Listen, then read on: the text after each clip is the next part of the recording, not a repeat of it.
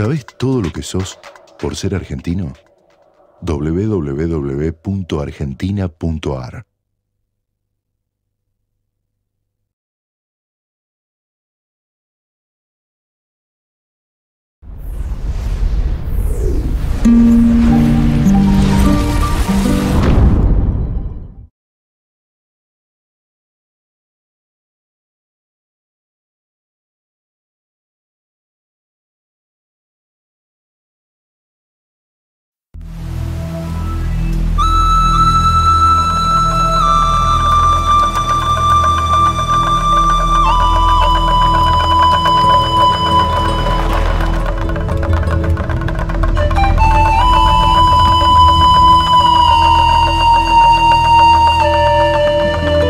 De las muchas y variadas formas de organización que ofrecieron las culturas originarias de Latinoamérica, quizás las del sur continental han sido las menos atendidas en virtud de una acusación algo superficial: su aparente simplicidad.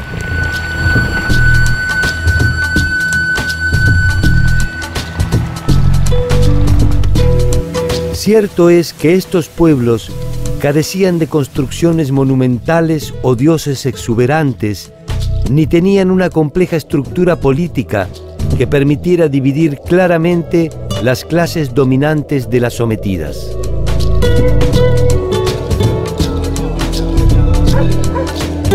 Poseían, en cambio, un relativo equilibrio demográfico sostenido durante milenios, una voluntad de agrupación considerablemente igualitaria, una utilización solidaria de los bienes disponibles,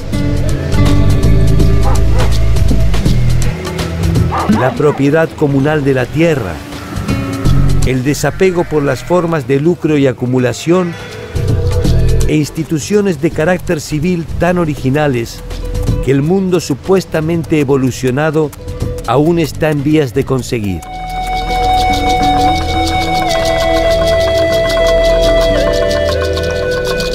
La rusticidad de los llamados tehuelches fue suficiente para controlar políticamente un territorio hostil y extremadamente extenso.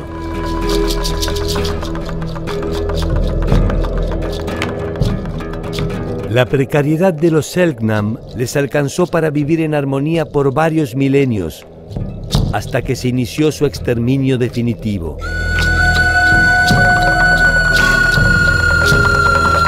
La simplicidad de los mapuches alcanzó para poner freno a dos vastos imperios, el Inca y el español.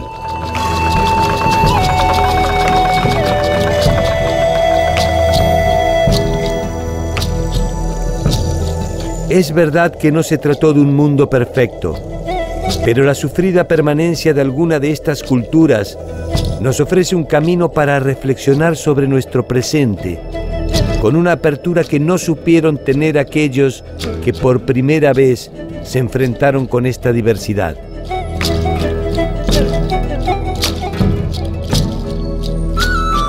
¿Cómo vivieron y se organizaron los pueblos del extremo sur del continente americano?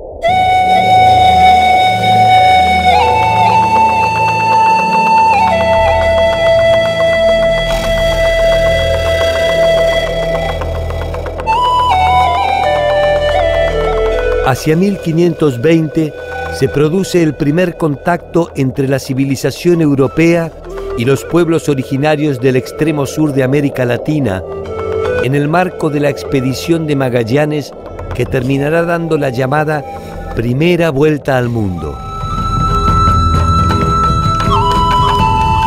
Ese territorio se conoce hoy día como Patagonia, y en ese entonces carecía de tierras aptas para el cultivo no tenía casi reservas de oro ni población susceptible de intercambio comercial. Esta situación demoró su exploración y conquista en más de 300 años y le ofreció además un triste privilegio: el fin de su cultura y el exterminio de sus habitantes pudo ser meticulosamente documentado.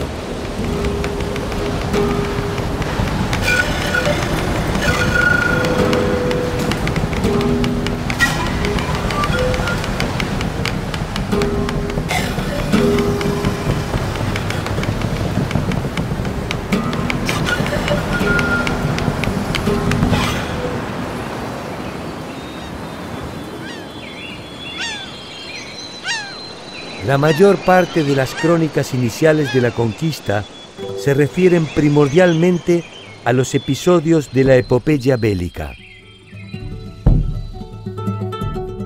Tangencialmente se ocupan de los detalles geográficos, en la medida en que sirven para describir la riqueza del territorio apropiado. En escasas ocasiones, de los aspectos culturales, y generalmente para condenarlos como manifestaciones de un inconcebible atraso. Las crónicas de India son una de las fuentes para reconstruir el proceso de la conquista. Es un texto informativo que toma una forma de relato. La característica de las crónicas es informar a las autoridades sobre lo que está pasando a medida que avanza la conquista en América. Se da cuenta así del paisaje, de los recursos naturales, de los recursos humanos, o sea, de la posible mano de obra allí para explotar, de los descubrimientos geográficos que se van haciendo e incluso de las peleas internas entre los conquistadores. Las grandes civilizaciones latinoamericanas dieron origen a variados textos que ofrecieron una versión interesada de los conquistadores a propósito de la historia.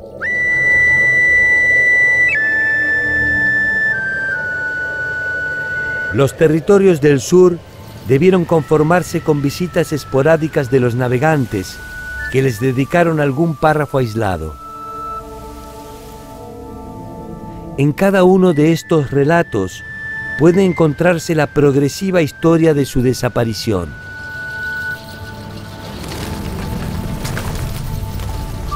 El primer capítulo del capítulo final de los pueblos patagónicos se encuentra en la crónica de Antonio Pigafetta.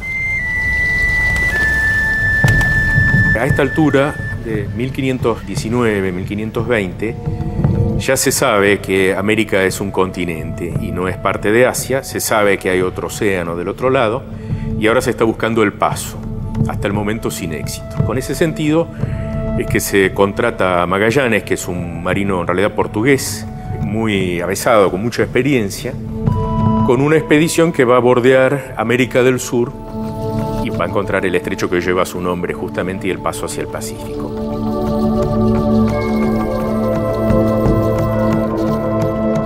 Antonio Pigafetta era un italiano que se entera de la partida del viaje de Fernando de Magallanes y pide viajar, cosa que se le concede.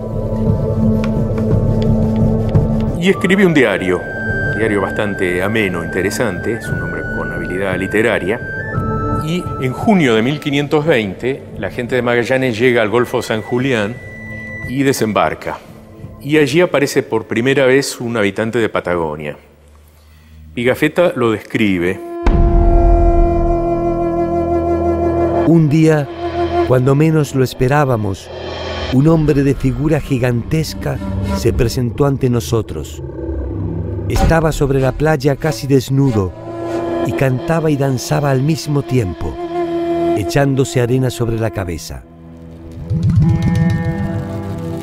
El capitán envió a tierra a uno de nuestros marineros con orden de hacer los mismos gestos en señal de paz y amistad,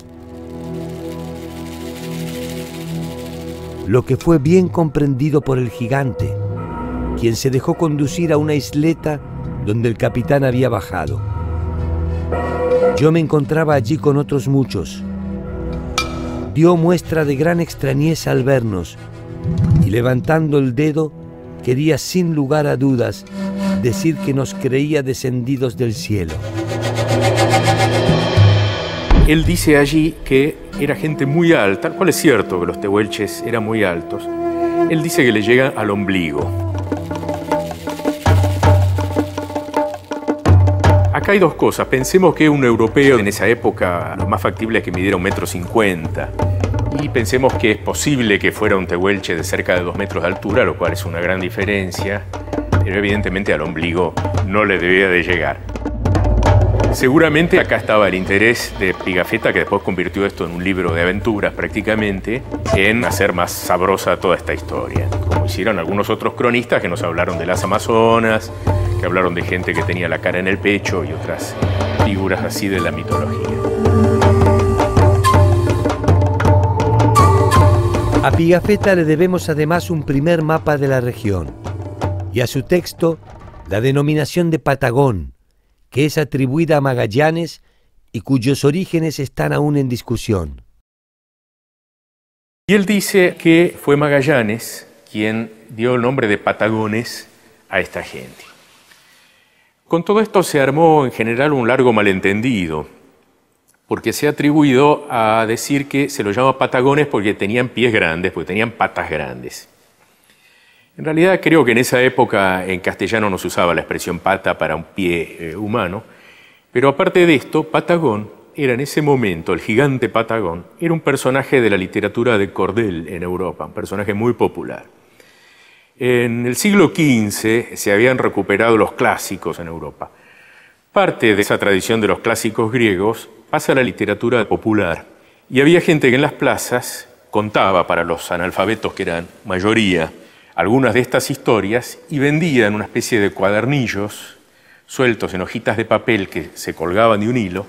Por eso se le llamaba literatura de cordel. El cordel era esta piolita donde estaban colgados esta especie de fascículos, diríamos hoy.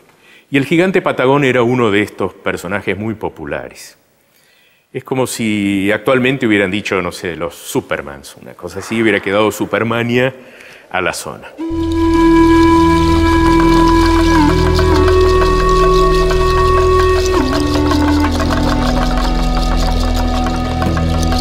Esta denominación de Patagones, incluso en muchos casos de gigantes Patagones, perduró mucho después del siglo XVI. Incluso en las ilustraciones de algunos libros de viajes del siglo XVIII, aún del XIX, se los representa realmente tal como decía Pigafetta, con un europeo a la altura del ombligo y un bebé en brazos que es del tamaño de un adulto europeo.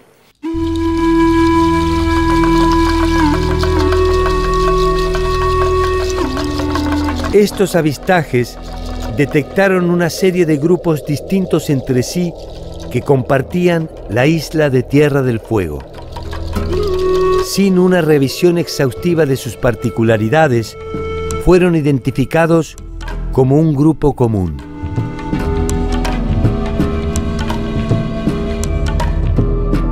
Los indígenas canoeros o nómades marinos que vivían en el sur de Tierra del Fuego se llamaban a sí mismos yámanas, palabra que significaba primordialmente humanidad, humano, vivo o no muerto. Con ese término, el grupo se diferenciaba respecto de otros indígenas que compartían su territorio. Los Selknam Uonas y los Alacalufes. Los yámanas eran un pueblo nómade. Vivían en sus balsas, aunque en ocasiones dormían en la costa al abrigo de precarias chozas construidas con pieles. Las pieles les servían también de abrigo, aunque era natural que estuvieran desnudos a pesar de las extremas temperaturas. Las reglas de la comunidad se establecían de acuerdo a la voluntad de Watabinewa, el creador de todas las cosas del mundo y probablemente su deidad primordial.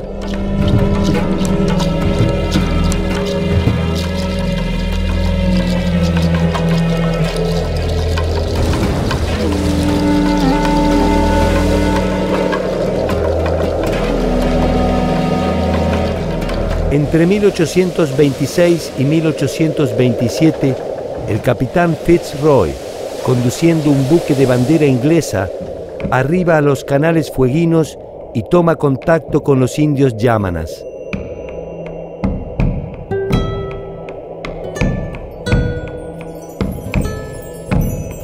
En su exploración no solo recabó datos geográficos, también recolectó 4 yámanas que fueron bautizados por los ingleses como Jemmy Button, York Minster, Fuegia Basket y Memory Boat.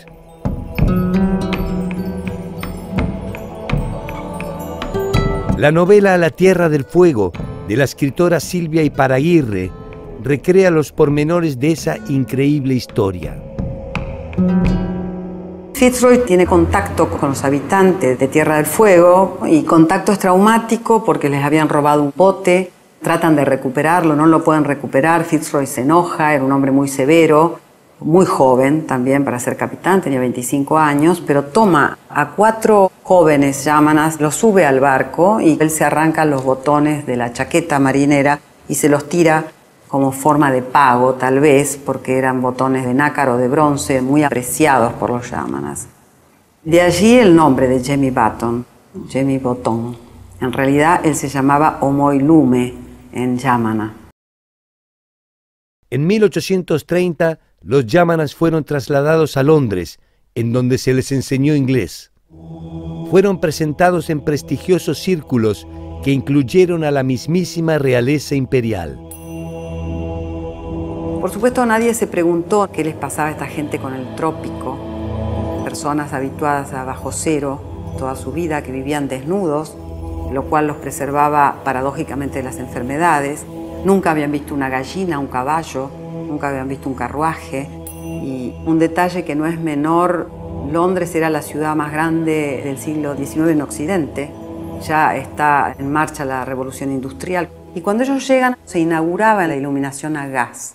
Así que debe haber sido una ciudad fabulosa a los ojos atónitos de estos 4 yámanas que no podían entender que era una ciudad. Un año después Fitzroy se pregunta qué hacer. En ese momento él dice que a su costa los va a traer de vuelta a Tierra del Fuego. Uno de ellos murió, vuelven 3. La chica Fuegia, York Minster y Jemmy Button.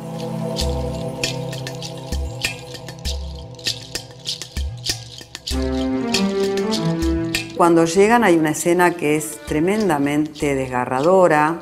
Jemmy Button, que fue llevado cubierto de grasa de foca y desnudo, vuelve con galerita, guantes, le gustaban a él los guantes, vestido de punta en blanco de caballero británico. Y viene su familia a recibirlo y lo empieza a rodear, lo desconocen, se van y para él realmente es un momento terrible que ninguno alcanza a tener la dimensión de qué sucedía en el encuentro.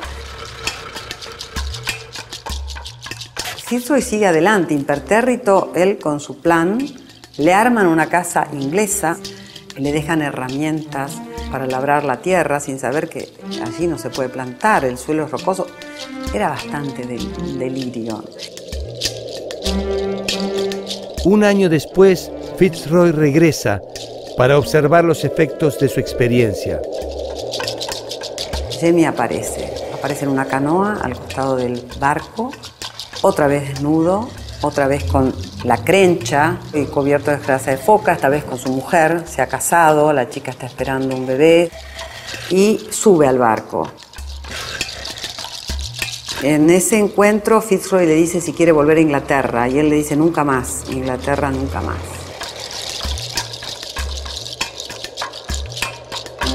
En términos prácticos, la elección de Jemmy Button fue ciertamente desafortunada.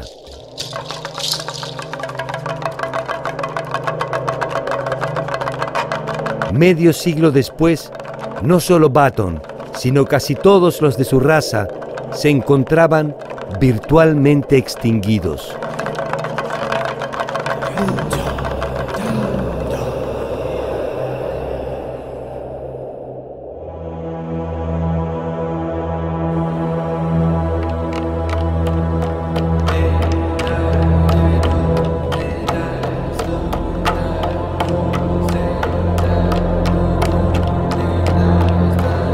Thomas Bridges fue un pastor anglicano que se estableció en Tierra del Fuego, dando origen a lo que sería Ushuaia en 1870.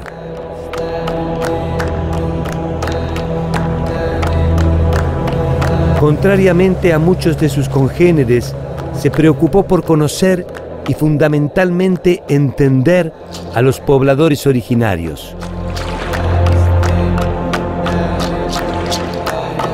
A él le debemos muchos de los extractos que nos permiten conocer su particular forma de vida. Bridges denunció los excesos cometidos contra los yámanas y fue el autor de un diccionario que contenía más de 32.000 vocablos de la lengua originaria, a la que distinguía como más sutil y compleja que la lengua inglesa. El diccionario fue publicado en Austria en 1933, cuando la cultura yámana prácticamente había desaparecido.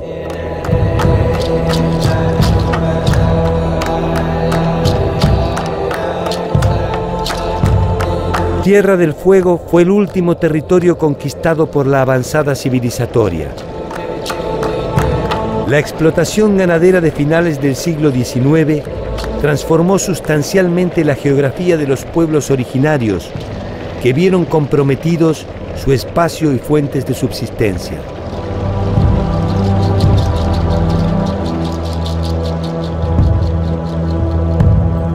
El territorio insular había sido compartido en relativa armonía por tres grupos diferenciados: los Selknam, los Yámanas y los Alacalufes. Si bien todos fueron identificados genéricamente como los peregrinos del mar, solo Yámanas y Alacalufes fueron pueblos de navegantes. Los Selknam, en cambio, poseían una raíz común con los tehuelches y su subsistencia no estaba centrada en la recolección marítima. Hacia el año 1880 todavía la sociedad Selknam estaba funcionando en forma plena en el norte de la isla grande de Tierra del Fuego. Y ese fue el tiempo en el que comenzó lo que podemos llamar su desintegración cultural. El hecho de que esto ocurriera hace tan poco tiempo llevó a que ahora podamos disponer de tantas fuentes acerca de ellos. Los Selknam eran pueblos nómades. Su territorio estaba dividido en regiones cuyos límites se transmitían de generación en generación y en donde cada grupo podía practicar libremente la caza y la pesca. Sabemos que los Selknam del norte de Tierra del Fuego utilizaban arco y flecha para su subsistencia básica y su presa principal era el guanaco. También acudían a la costa y allí cazaban lobos marinos. Los lobos marinos eran una parte importante de su dieta, en tanto les ofrecía una grasa que los guanacos prácticamente no tenían en cantidad adecuada para gente que vive en un ambiente tan frío como el de Tierra del Fuego. Entonces era un complemento importante el que ofrecía ese recurso que obtenían en la costa.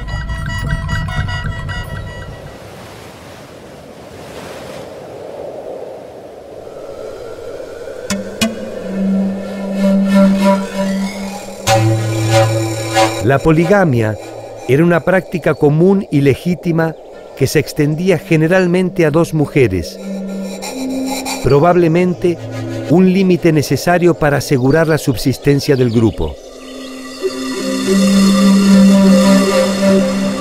El clima de Tierra del Fuego implicaba que no siempre alcanzaba los recursos que allí había disponibles, por lo que se requería alguna solución para esas hambrunas que se presentaban a lo largo del tiempo. Una de las soluciones que tenían los Selknam para esto se relaciona con el sistema de casamientos. En este sistema, hombre y mujer provenían siempre de territorios diferentes.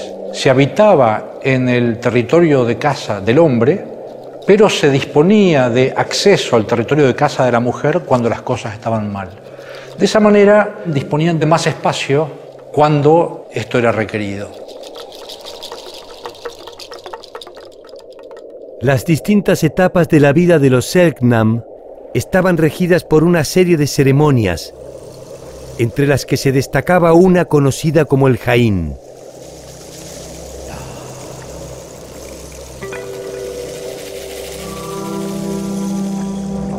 Tenemos conocimiento acerca de las ceremonias de los Selknam, debido a que algunos de los etnógrafos que vivieron con ellos pudieron participar de la ceremonia de iniciación masculina, conocida como Jaín. Y Martín Gusinde, por ejemplo, un etnógrafo austríaco, la describió en detalle en cuanto a la simbología de los espíritus participantes que eran encarnados por seres humanos que estaban pintados y que llevaban máscaras fantásticamente decoradas y que personificaban escenas que tenían que ver con mantener con cohesión a una sociedad como los Selknam.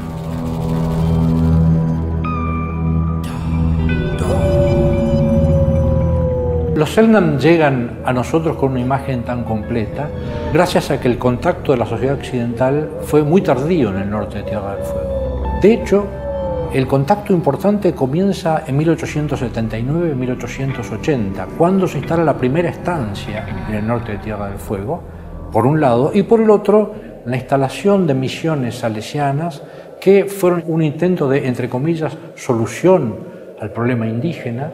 Eran los lugares a donde de alguna manera se deportaban las mujeres y los niños sobrevivientes de los encuentros violentos que los estancieros tenían con los Selknam, que en algunos casos implicaron caza de indios directamente, con nombres de cazadores muy bien conocidos que eran pagados por los estancieros para evitar que los Selknam cazaran las ovejas que veían como el reemplazo de los guanacos que ya no estaban en la misma cantidad en los territorios en que ellos habitaban. En una tierra sin ley, los usurpadores se encargan de defender por mano propia lo que consideran un despojo. Curiosa forma de interpretar el derecho a la propiedad en una tierra que ellos mismos arrebataron.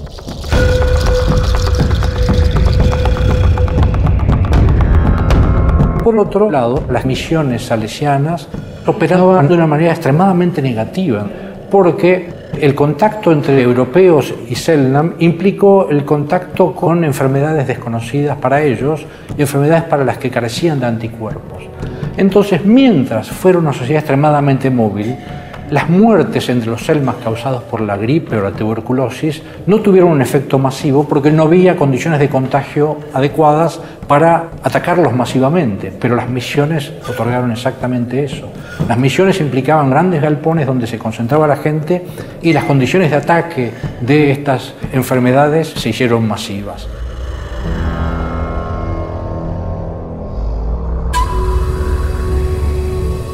Los sobrevivientes se replegaron hasta la invisibilidad. Subsistieron rendidos a reglas que no eligieron, siendo mudos testigos de la desaparición de su cultura.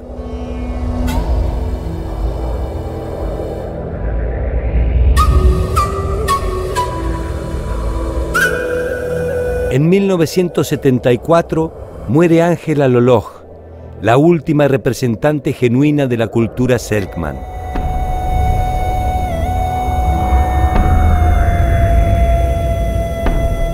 Las culturas del sur de Latinoamérica produjeron siempre una curiosa fascinación.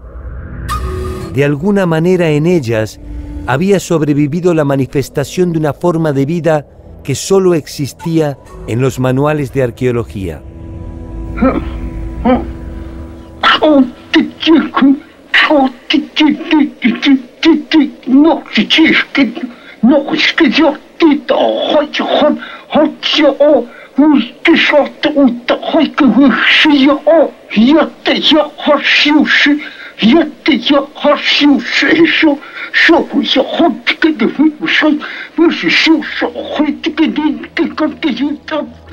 Los pueblos patagónicos fueron ilustrados por conquistadores y aventureros como gigantes míticos de un tiempo remoto.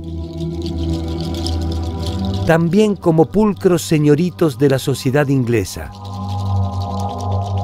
Con cierto candor y piedad por medio de las fotografías de evangelizadores y a veces con humor en los registros fílmicos de los salesianos. como personajes de una saga épica, en cuadros que representaban la amenaza india al mundo civilizado, incluso como atracciones circenses.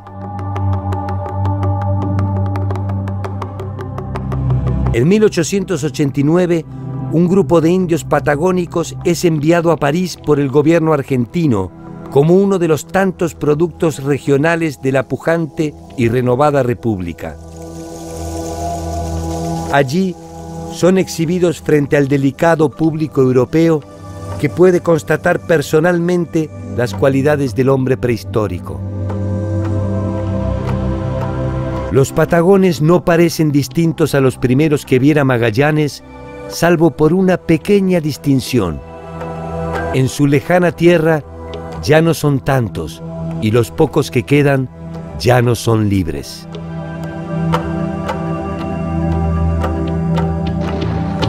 Las fotos del final son tan cruentas como verdaderas. Un registro histórico nos muestra la dinámica del exterminio. Mientras algunos cazadores apuntan hacia un horizonte indefinido, a los pies de uno de los hacendados ingleses yace una de las presas obtenidas. Un Selknam.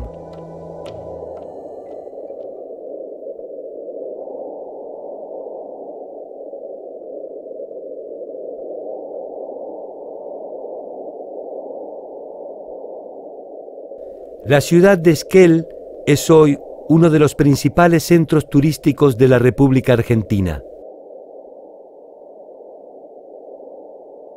Cerca de allí se encuentran algunas de las últimas manifestaciones de las culturas patagónicas. Estamos ubicados en uno de los lotes de la comunidad Nahuelpan, antiguamente conocida como Reserva o Colonia Nahuelpan, que fue propiedad de una gran tribu que se asentó a finales del siglo XIX en este lugar y que fue desalojada en el año 37. En este momento estamos en uno de los lotes pequeños de 625 hectáreas ocupada por 3 o 4 familias y el retorno de esta gente a la tierra fue en el año 45.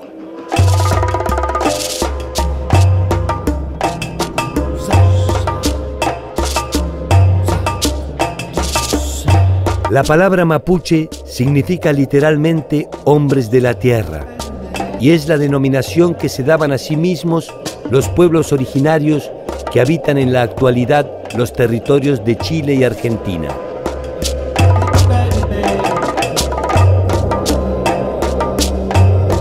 En la actualidad, el pueblo mapuche es una de las culturas originarias más grandes de Sudamérica, con más de 1.500.000 habitantes. Originalmente, su cultura tuvo como centro el actual territorio chileno y de allí se expandieron hacia la Argentina. A partir del siglo XVI, los mapuches en Chile empiezan su guerra en gran escala contra los españoles. Y una de las herramientas que tienen, estratégica y fundamental, es el caballo, que aprenden a manejar muy pronto y muy bien. Pero Chile no es una zona apta para la cría de caballos, por lo menos no en la abundancia que ellos lo precisan. Y sí, en cambio, a partir de la fundación de Mendoza y posiblemente algún otro centro hispano también, en La Pampa hay miles y miles y miles de baguales o caballos salvajes que han empezado a montar muy bien los cazadores de la zona, armados pampas. Agrupados en tribus que reconocían a un jefe territorial, estos grupos podían unirse en una federación bajo el mando de un cacique militar en tiempos de guerra o de conquista. Yo soy Sergio Nahuelpan, cacique de la comunidad.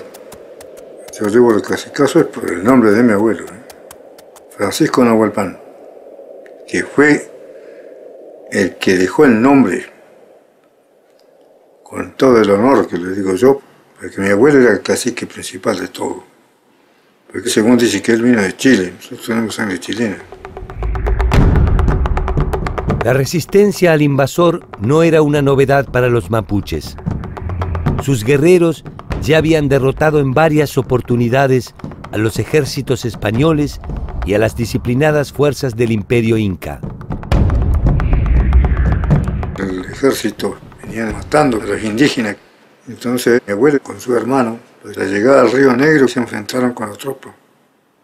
Y ahí pelearon. Y él era un muchacho de 17 años, según contaba mi padre, y creo que quedó la historia eso. Y se enfrentó contra 17 soldados y no lo pudieron vencer.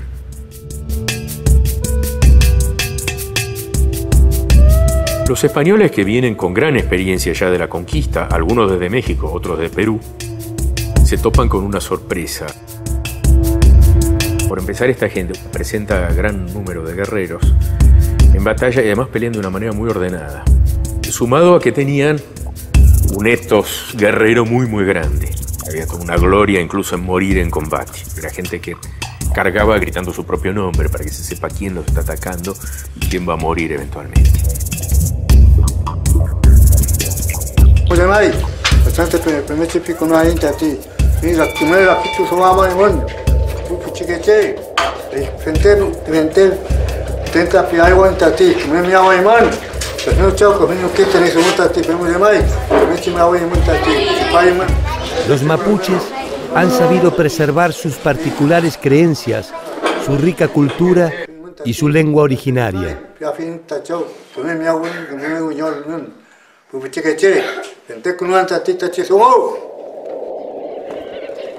El pueblo mapuche ha sostenido en el tiempo muchas de sus tradiciones que se están recuperando merced al trabajo de algunos docentes interesados en la cultura mapuche. Sobre todo porque en los lugares donde están instaladas las escuelas rurales hay descendientes, hay personas que de algún modo vinculados con los maestros cuentan la historia.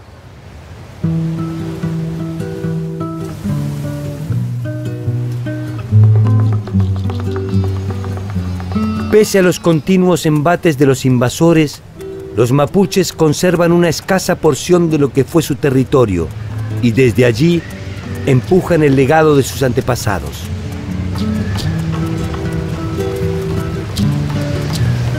Para algunos es una nueva oportunidad para el resguardo de su cultura.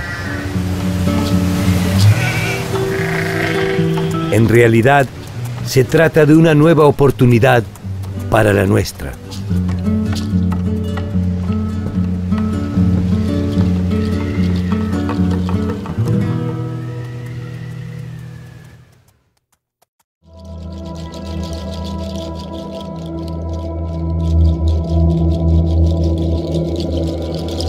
Los pobladores, identificados primero como patagones por los testimonios de los expedicionarios europeos y posteriormente como tehuelches por los mapuches, corresponden a grupos nómades de cazadores-recolectores que se agrupaban en grandes clanes de tipo familiar.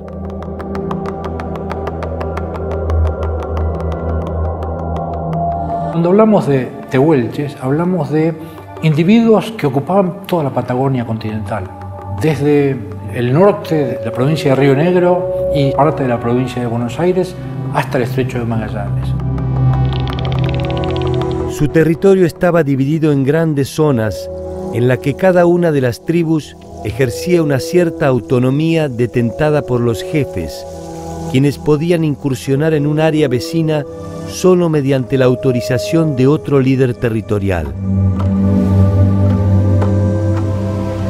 Nunca llegaron a ser un grupo demasiado numeroso, solo unos pocos miles de individuos desparramados en esta inmensidad de la Patagonia, sin poblaciones estables en ningún lugar.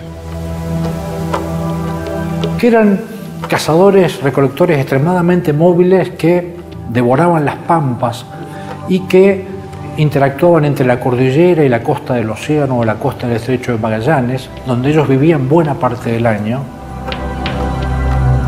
Los tehuelches eran nómades, pero tenían sus campamentos base, sus territorios propios, donde el grueso de la población eventualmente permanecía. Pero partidas de ellos hacían periplos así muy largos, en parte siguiendo estacionalmente los recursos de la caza y en parte para hacer intercambio de una gran cantidad de productos. Culminados sus desplazamientos, se establecían temporariamente en sus toldos, construcciones de apariencia precaria que se realizaban con troncos y pieles y que les permitían resguardarse de los intensos vientos. La incorporación del caballo a partir de la llegada de los españoles a América, a los tehuelches les cambió notablemente la vida. No solo podían trasladar mucho más fácil todos sus enseres, sus personas, con mucha más velocidad y a más distancia, sino que también les permitía cazar con mucho más facilidad. La modalidad de caza nunca era individual y la única forma para cazar en lugares abiertos es mediante el trabajo solidario de muchas personas.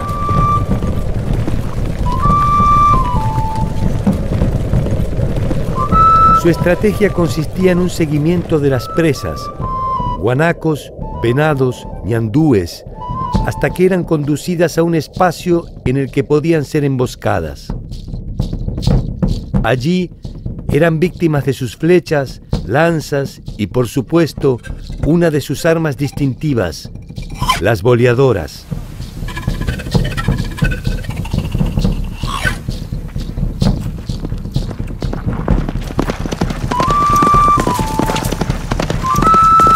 Esta original herramienta se construía con 3 piedras redondeadas y pulidas forradas en cuero. Estas piedras se unían entre sí por tendones de ñandúes fuertemente retorcidos. Es una herramienta que les permitió cazar estos animales que son ligeros, son difíciles de cazar. Entonces la boleadora vino a resolver ese tema y hay constancias entre los cronistas de la gran destreza y sobre todo de la gran fuerza que tenían los tehuelches para arrojar la boleadora a una distancia muy larga, con una precisión admirable, y eso les permitía cazar.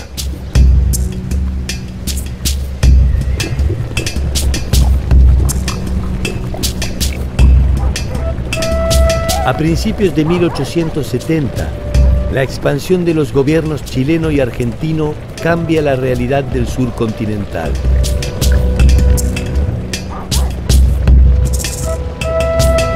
La indiferencia hacia esas tierras áridas se transforma en interés específico. La cría de ovejas se intensifica y la inmigración europea comienza a recibir las tierras de manos del gobierno.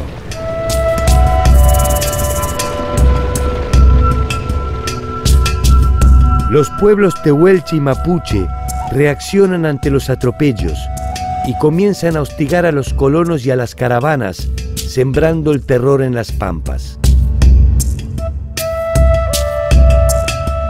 Los tratados que se habían firmado entre los indígenas y las autoridades argentinas y que les aseguraban algo de territorio y asistencia se convierten en letra muerta. 2 legendarios jefes tehuelches, Casimiro Biguá y Orqueque, se reúnen en el llamado País de las Manzanas con el cacique Sayhueque.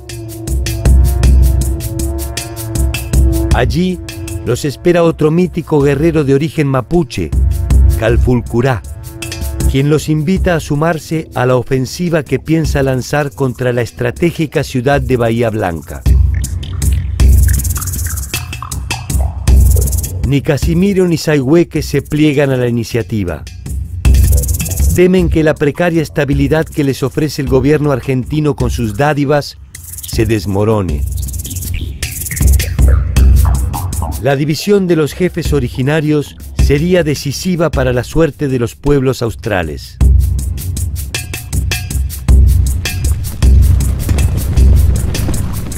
Calfulcurá seguirá adelante con su plan. 5.000 lanceros lo respaldan y sus incursiones en las principales poblaciones de la provincia de Buenos Aires causan terror y producen estrepitosas derrotas en el ejército argentino.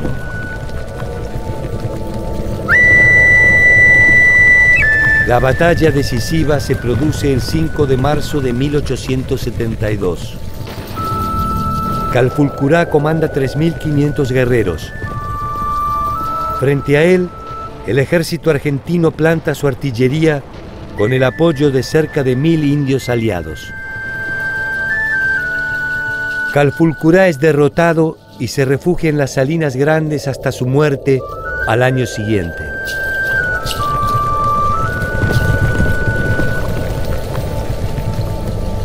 Con él se entierran sus principales atributos de mando y algunas provisiones para el viaje final.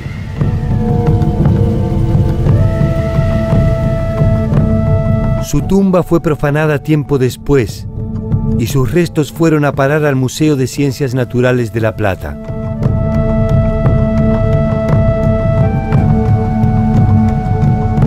Sayhueque, el líder del país de las manzanas, se arrepentirá tardíamente de sus acuerdos con el gobierno argentino y, cansado de los incumplimientos, se alza en armas.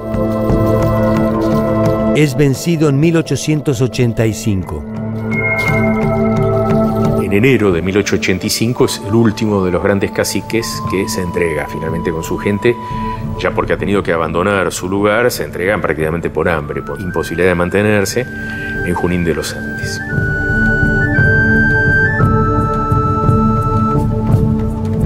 En 1904, un grupo de tehuelches es expuesto al público en el pabellón argentino durante la Feria Internacional de St. Louis, en Luisiana. Los tehuelches participantes han sido identificados como Colojo, su hija Lorenza, Aguaic, Mulato, Sinchel y Casimiro. Este fue el último acto público de Casimiro Biguá. A su regreso, su rastro se pierde, sin que se tengan noticias de su paradero.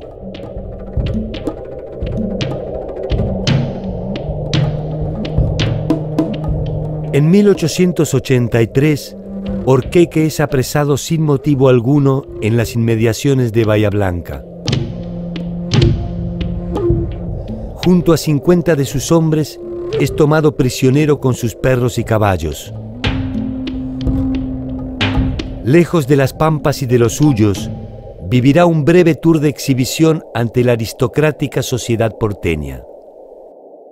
Cuando se conoce la noticia, en Buenos Aires se arma cierto revuelo. Incluso hay diarios que reconocen que esto es una barbaridad, porque este hombre ha sido un aliado, jamás ha estado en ninguna guerra contra los criollos, y entonces queda en un estatus un tanto ambiguo, porque tampoco lo mandan inmediatamente a la Patagonia, pero lo agasajan.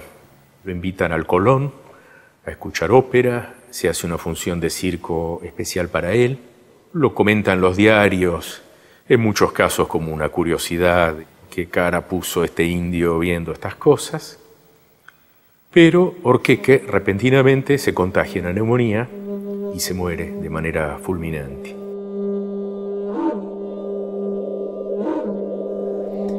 Orqueque terminaría sus días en un hospital militar aquejado por una enfermedad pulmonar.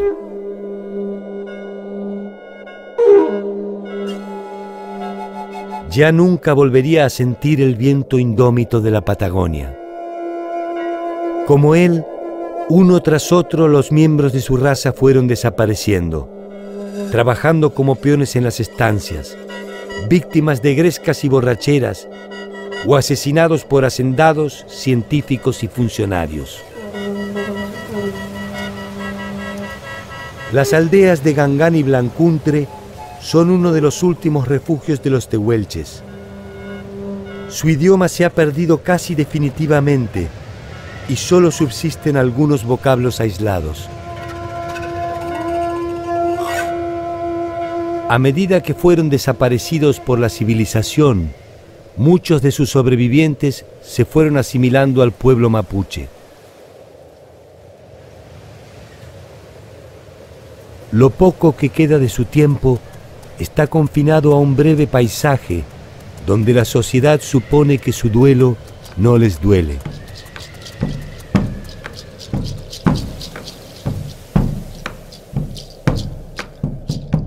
Los pueblos simples simplemente sobraban en el mapa del Nuevo Mundo. Podríamos pensar que no quisieron abandonar su forma de vida o que no pudieron estar a la altura de lo que la realidad les impuso.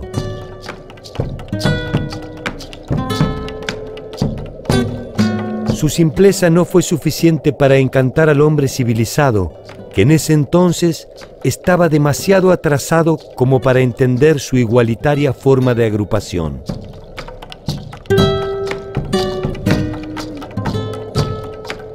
Algunas de sus conquistas pueden parecer menores. Sin embargo, en los tiempos en que vivieron en libertad, la mujer estaba ya integrada al circuito productivo y de subsistencia. La propiedad poseía un carácter comunitario y las jornadas laborales reservaban un espacio para el desarrollo espiritual de las personas.